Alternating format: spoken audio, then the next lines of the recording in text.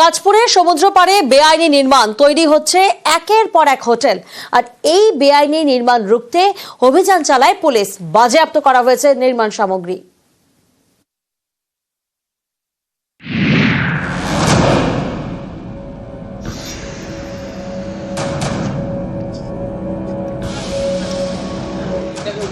সমুদ্রের পাড়ে গার্ডওয়াল, তার গা ঘেঁষে তৈরি হচ্ছে একের পর এক হোটেল।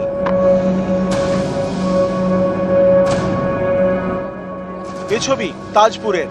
পূর্ব মেদিনীপুরের তাজপুর পর্যটকদের কাছে চুম্বক। এখানে সমুদ্র পাড়ে বেআইনি নির্মাণ।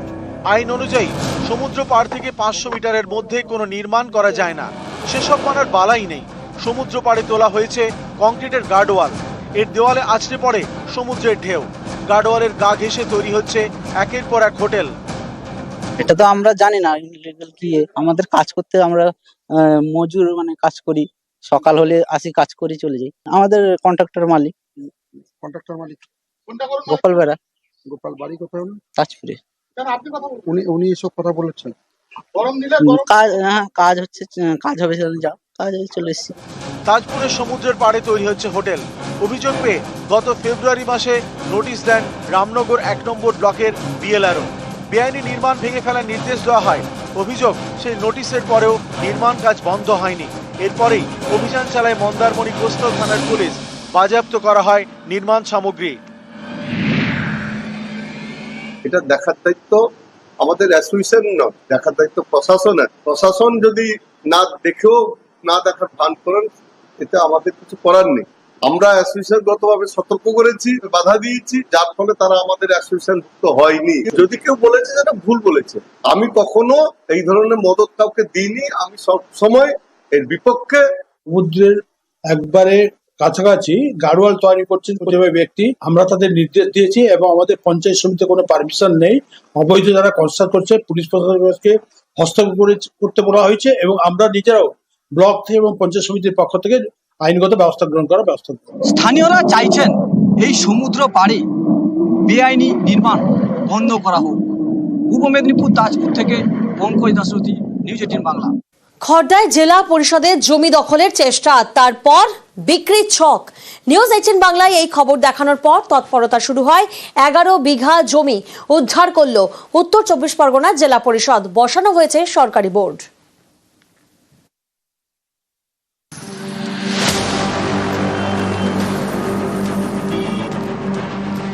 এটা উত্তর 24 পরগনা জেলা পরিষদের জমি। সব মিলিয়ে প্রায় 11 বিঘা।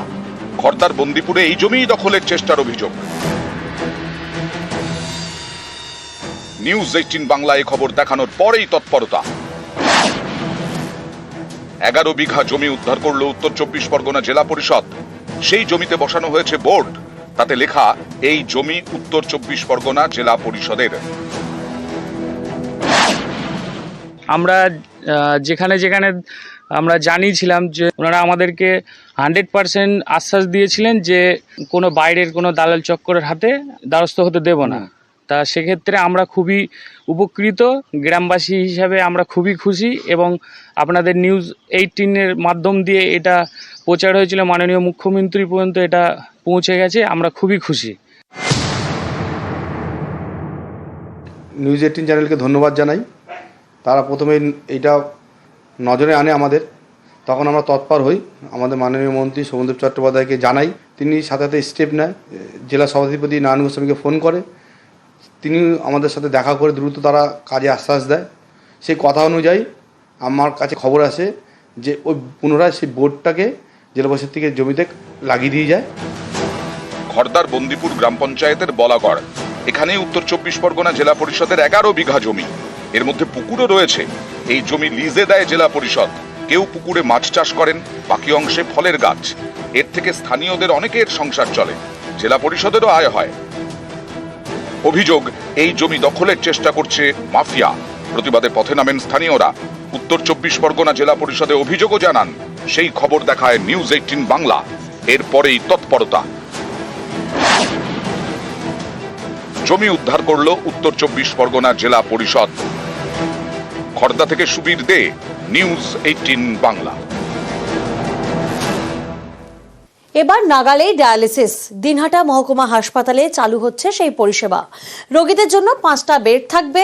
নৈহাটিতে আবার তৈরি হবে স্মার্ট ওপিডি, আর এর জন্য খরচ হবে 2 কোটি টাকা।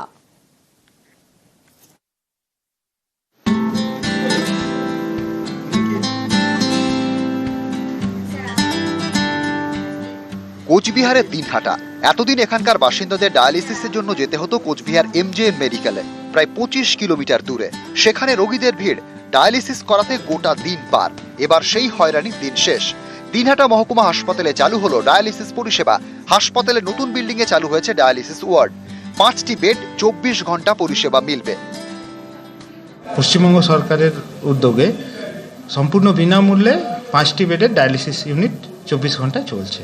বিভিন্ন ধরনের ক্রনিক কিডনি ডিজিজ এবং বিভিন্ন ধরনের ক্রিটিক্যাল মেটাবলিক ডিজিজের ক্ষেত্রে, এমনকি বিভিন্ন আঘাতেও মানুষ সম্পূর্ণ বিনামূল্যে এই পরিষেবা পাবে। আমাদের যানবাহন থাকলে খুব ভালো হতো। আমার তো অসুবিধে হয় কুচবিহার যাওয়া, এখানে হইলে ভালো, 4 ঘন্টা আসছে। উত্তর 24 পরগনা নৈহাটি স্টেট জেনারেল হাসপাতাল, এখানে চালু হবে স্মার্ট ওপিডি। সেই কাজের সূচনা হলো বৃহস্পতিবার। স্মার্ট ওপিডির জন্য খরচ হবে 2 কোটি টাকা। ব্যারাকপুরের তৃণমূল সাংসদ পার্থ ভৌমিক সাংসদ তহবিল থেকে এই টাকা দিচ্ছেন। নতুন বিল্ডিং এ হবে স্মার্ট ওপিডি। এক ছাদের নিচে মিলবে সব ধরনের পরিষেবা। রোগীদের সব তথ্য থাকবে কম্পিউটারে। অনলাইনে অ্যাপয়েন্টমেন্টের ব্যবস্থা। চিকিৎসকদের একাংশের দাবি, এই স্মার্ট ওপিডি তৈরি হলে নৈহাটি, ভাটপাড়া, জগদ্দল সহ আশপাশের এলাকার বাসিন্দাদের সুবিধা হবে। প্রথমে তো বাড়িটা তৈরি হবে, তারপরে যন্ত্রপাতিগুলি বসবে, কম্পিউটার বসবে, তার কানেকশন তৈরি হবে। আমাদের স্টাফেদের যারা কাজ করবেন তাদেরকে ট্রেনিং এর ব্যবস্থা করতে হবে। সমস্তটাই ইলেকট্রনিক্যালি হবে, এটা প্রথম এই মডেল। তাহলে তো আমাদের খুবই ভালো হয়, সবার মঙ্গল হোক, আমাদের আরো উন্নতি হলে আরো ভালো লাগবে। আমাদের আরো বাইরে যেতে হবে না, এখান থেকেই আমরা দেখাবো। নৈহাটি থেকে অরুণ ঘোষ এবং দিনহাটা থেকে শুভঙ্কর সাহা, নিউজ 18 বাংলা। 150 বছরের পুরসভায় প্রথম ডাম্পিং গ্রাউন্ড। বাঁকুড়ার বিষ্ণুপুর পুরসভার ডাম্পিং গ্রাউন্ড তৈরির কাজ শুরু হচ্ছে, আর এর জন্য বরাদ্দ করা হয়েছে 4.5 কোটি টাকা। দুর্গাপুজোর আগে কাজ শেষের টার্গেট রয়েছে।